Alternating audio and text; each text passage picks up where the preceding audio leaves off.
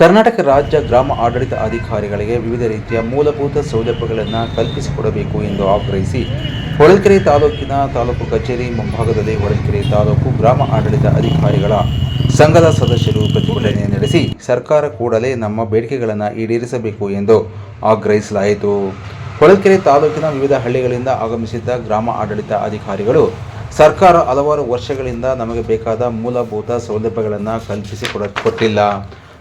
ಗ್ರಾಮ ಆಡಳಿತ ಅಧಿಕಾರಿಗಳಿಗೆ ಎಲ್ಲ ಕಡೆಯಲ್ಲಿ ಸುಸಜ್ಜಿತವಾದ ಕಟ್ಟಡವನ್ನು ನಿರ್ಮಾಣ ಮಾಡಿಕೊಡಬೇಕು, ಪೀಠೋಪಕರಣಗಳು, ಮೊಬೈಲ್ ಸೇರಿದಂತೆ ಮತ್ತಿತರ ಹಲವಾರು ಸೌಲಭ್ಯಗಳನ್ನು ಕಲ್ಪಿಸಿಕೊಡಬೇಕು ಎಂದು ಆಗ್ರಹಿಸಲಾಯಿತು.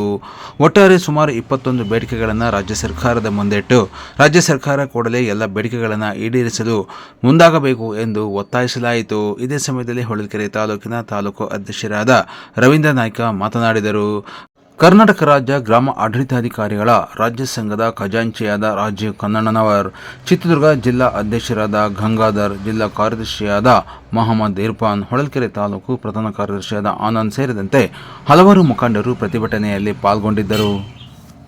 ಕೊಡಬೇಕು ಅಂತಕ್ಕಂಥದ್ದು ನಮ್ಮೊಂದು ಪ್ರಮುಖವಾದ ಬೇಡಿಕೆಯಾಗಿದೆ. ಯಾಕಂತ ಹೇಳಿದ್ರೆ ನಿಮ್ಗೆಲ್ಲ ಗೊತ್ತಿರೋ ಪ್ರಕಾರ ಕಂದಾಯ ಇಲಾಖೆ ಮಾತೃ ಇಲಾಖೆ ಅಂತ ಹೇಳ್ತೀವಿ. ನಾವು ಸಾರ್ವಜನಿಕರಿಗೆ ಆಜೀವ ಪರ್ಯಂತ ಸೇವೆಗಳನ್ನ ಕೊಡ್ತಾ ಇರ್ತೀವಿ. ಜನರಿಗೆ ಹುಟ್ಟಿನಿಂದ ಸಾವಿನವರೆಗೆ ಒಂದು ಸೇವೆಯನ್ನು ಕೊಡ್ತಕ್ಕಂಥ ಇಲಾಖೆ ನಮ್ದು. ಜನರ ಮನೆಯ ಬಾಗಿಲಿಗೆ ಸೇವೆಯನ್ನ ತಲುಪಿಸ್ತಕ್ಕಂಥ ಯಾವ್ದಾದ್ರು ಒಂದು ಇಲಾಖೆ ಇದ್ರೆ ಅದು ಕಂದಾಯ ಇಲಾಖೆ. ಆದ್ರೆ ಇಂಥ ಒಂದು ಕಂದಾಯ ಇಲಾಖೆಯ ಮಾತೃ ಇಲಾಖೆಯ ನಾವು ಮೂಲಾಧಾರ ಅಂತ ಹೇಳಲಿಕ್ಕೆ ಇಷ್ಟಪಡ್ತೀವಿ. ನಮ್ಮ ಗ್ರಾಮ ಆಡಳಿತಾಧಿಕಾರಿಗಳು ಏನಿದ್ದಾರೆ, ನಾವು ಇಲಾಖೆಯ ಸೈನಿಕರು ಅಂತ ಹೇಳಿದ್ರೆ ತಪ್ಪಾಗ್ಲಾರ್ದು. ನಾವಿಲ್ಲ ಅಂದ್ರೆ ಇಲಾಖೆಯೇ ಇಲ್ಲ ಅನ್ನೋಷ್ಟ್ರ ಮಟ್ಟಿಗೆ ನಮ್ಮ ಒಂದು ಪಾತ್ರ ಇದೆ. ಆದ್ರೆ ಇಂಥ ಒಂದು ಪ್ರಮುಖ ಹುದ್ದೆಗೆ ಗ್ರಾಮ ಮಟ್ಟದಲ್ಲಿ ಕೂತ್ಕೊಳ್ಳಿಕ್ಕೆ ಒಂದು ಚೇರ್ ಇಲ್ಲ ಅಂತ ಹೇಳಿದ್ರೆ ನಾವೆಲ್ಲರೂ ಹಾಗೇನೆ ನಮ್ಗೆ ಯಾರಿಗೂ ಸಹ ಒಂದು ಕಚೇರಿ ಇಲ್ಲ. ಈಗಾಗಲೇ ನಿಮ್ಗೆಲ್ಲ ಗೊತ್ತಿರೋ ಪ್ರಕಾರ ಕಂದಾಯ ಇಲಾಖೆಯಲ್ಲಿ ಎಲ್ಲಾ ಸೇವೆಗಳನ್ನ ಡಿಜಿಟಲೈಸ್ ಮಾಡಿದ್ದಾರೆ. ಆದ್ರೆ ಇದುವರೆಗೆ ನಮ್ಗೆ ಇದಕ್ಕೆ ಸಂಬಂಧಪಟ್ಟಾಗೆ ನಾವೆಲ್ಲರೂ ಸಹ ಆನ್ಲೈನ್ ಅಲ್ಲಿ ಕೆಲಸ ಮಾಡಬೇಕು. ಹಾಗಾಗ್ಬಿಟ್ಟು ನಮ್ಗೆ ಇದುವರೆಗೆ ಒಂದು ಮೊಬೈಲ್ ಆಗಲಿ, ಲ್ಯಾಪ್ಟಾಪ್ ಆಗಲಿ, ಸಿಸ್ಟಮ್ ಆಗಲಿ, ಪ್ರಿಂಟರ್ ಆಗಲಿ ಏನೂ ಸಹ ಕೊಟ್ಟಿರೋದಿಲ್ಲ. ಇವತ್ತು ನಮ್ಮ ಸ್ವಂತ ಖರ್ಚಿನಲ್ಲಿ ನಾವು ಇಂಥ ಒಂದು ಲ್ಯಾಪ್ಟಾಪ್ ಸಿಸ್ಟಮ್ ಅಲ್ಲಿ ಕೆಲಸ ಮಾಡೋದ್ರ ಮೂಲಕ ನಾವು ಸರ್ಕಾರಿ ಸೇವೆಯನ್ನು ಮಾಡ್ತಕ್ಕಂಥ ಒಂದು ಪರಿಸ್ಥಿತಿ ಎದುರಾಗಿದೆ. ಹಾಗಾಗ್ಬಿಟ್ಟು ನಮ್ಗೆ ಕೆಲಸನ ಕೇಳಿ ಅಂತಕ್ಕಂಥದ್ದು ನಮ್ದೊಂದು ಪ್ರಬಲವಾದ ಬೇಡಿಕೆ.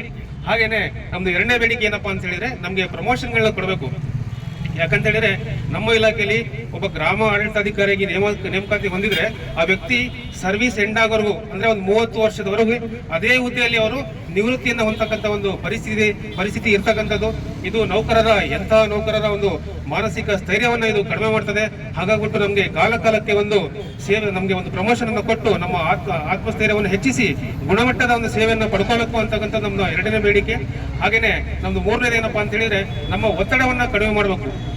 ನಿಮ್ಗಾಗಲೇ ಗೊತ್ತಿರೋ ಪ್ರಕಾರ ತಾಲೂಕು ಕಚೇರಿ ಅಥವಾ ಕಂದಾಯ ಇಲಾಖೆಯಲ್ಲಿ ಅತಿ ಹೆಚ್ಚು ಅನುಕಂಪದ ನೌಕರಿಯನ್ನ ಪಡ್ಕೊಂಡು ಕೆಲಸ ಮಾಡ್ತಾ ಇರ್ತಕ್ಕಂಥ ನೌಕರರಿದ್ದಾರೆ. ಇದಕ್ಕೆ ಕಾರಣ ಏನು ಅಂತ ಹೇಳಿದ್ರೆ ಮೂಲಭೂತ ಸೌಕರ್ಯಗಳನ್ನ ಸರ್ಕಾರವು ಹಿಂದೆ ಮಾಡಿದ ಮೊದಲ ಹಂತದ ಮುಷ್ಕರದಲ್ಲಿ 1 ತಿಂಗಳ ಕಾಲಾವಧಿಯನ್ನ ಮಾನ್ಯ ಪ್ರಧಾನ ಕಾರ್ಯದರ್ಶಿಗಳು ಕರ್ನಾಟಕ ಸರ್ಕಾರ ಶಾಲಿನಿ ರಜನೀಶ್ ಮೇಡಮ್ ಅವರು 1 ತಿಂಗಳ ಕಾಲಾವಧಿಯಲ್ಲಿ ನಿಮ್ಮೆಲ್ಲ ಬೇಡಿಕೆಗಳನ್ನು ನಾವು ಈಡೇರಿಸ್ತೀವಿ ಅಂತ ಹೇಳಿದ್ರು. ಆದಾಗ್ಯೂ ಕೂಡ 3 ತಿಂಗಳ ಕಾಲ ಈಗಾಗಲೇ ಗತಿಸಿದೆ. ಈವರೆಗೂ ಕೂಡ ಒಂದೇ ಒಂದು ನಮ್ಮ ಬೇಡಿಕೆಗಳು 23 ಬೇಡಿಕೆಗಳಲ್ಲಿ ಒಂದೇ ಒಂದು ಬೇಡಿಕೆಗಳು ಈಡೇರದ ಪಕ್ಷದಲ್ಲಿ ಮತ್ತೊಮ್ಮೆ ನಾವು 2ನೇ ಅವಧಿಯ ಮುಷ್ಕರವನ್ನ ಈ ದಿನಾಂಕ 10/2/2025 ರಾಜ್ಯಾದ್ಯಂತ ಎಲ್ಲಾ ತಾಲೂಕು ಕೇಂದ್ರಗಳಲ್ಲಿ ಶುರು ಮಾಡಿದ್ದೇವೆ. ರಾಜ್ಯ ಸಂಘವು ಪ್ರಬಲವಾಗಿ ಈ ಒಂದು ಮುಷ್ಕರದ ಬೆನ್ನೆಲುಬಾಗಿ ನಿಂತಿರೋ ಪರಿಣಾಮವಾಗಿ ಜಿಲ್ಲಾ ಮತ್ತು ತಾಲೂಕಾ ಸಂಘಗಳು ರಾಜ್ಯವ್ಯಾಪಿ ಈ ಒಂದು ಮುಷ್ಕರವನ್ನ ಮಾಡ್ತಾ ಇದ್ದೇವೆ. ನಮ್ಮ ಕೂಗನ್ನ ರಾಜ್ಯ ಸರ್ಕಾರ ಹಾಗೂ ಕಂದಾಯ ಇಲಾಖೆ ಕೇಳಿಸಿಕೊಂಡು ನಮ್ಮೆಲ್ಲ ನ್ಯಾಯಯುತ ಬೇಡಿಕೆಗಳನ್ನ ನಾವು ಸತ್ಯವನ್ನ ಕೇಳ್ತಾ ಇದ್ದೇವೆ. ನಾವು ಕನಿಷ್ಠ ಮೂಲಭೂತ ಸೌಲಭ್ಯಗಳನ್ನ ಕೇಳ್ತಾ ಇದ್ದೇವೆ. ನಾವೇನು ಹವಾನಿಯಂತ್ರಿತ ಕೊಠಡಿಯನ್ನ ಕೇಳ್ತಾ ಇಲ್ಲ, ಕೇವಲ 4 ಗೋಡೆಯ ಒಂದು ಕೊಠಡಿಯನ್ನು ಕೇಳ್ತಾ ಇದ್ದೇವೆ. ನಮಗೆ ಒಂದು ಮೊಬೈಲ್ ಕೊಡ್ರಿ ಅಂತ ಕೇಳ್ತಾ ಇದ್ದೇವೆ. ನಮಗೆ ಒಂದು ಕೂತ್ಕೊಳ್ಳಿಕ್ಕೆ ಚೇರು, ಮೇಜು, ಟೇಬಲ್ ಕೊಡ್ರಿ, ನಮಗೆ ಒಂದು ಅಲ್ಮೇರಾ ಕೊಡಿ. ನಮ್ಮ ಏನು ಮಹತ್ವದ ದಾಖಲೆಗಳಿದಾವೆ ಅವುಗಳನ್ನ ಸಂಗ್ರಹಣೆ ಮಾಡ್ಕೊಳ್ಳಿಕ್ಕೆ, ಅವುಗಳನ್ನ ಸುರಕ್ಷಿತವಾಗಿ ಕಾಪಾಡಿಕೊಳ್ಳಿಕ್ಕೆ ಒಂದು ಅಲ್ಮೇರಾ ಕೊಡಿ ಅಂತ ಕೇಳ್ತಾ ಇದ್ದೇವೆ. ಇಷ್ಟು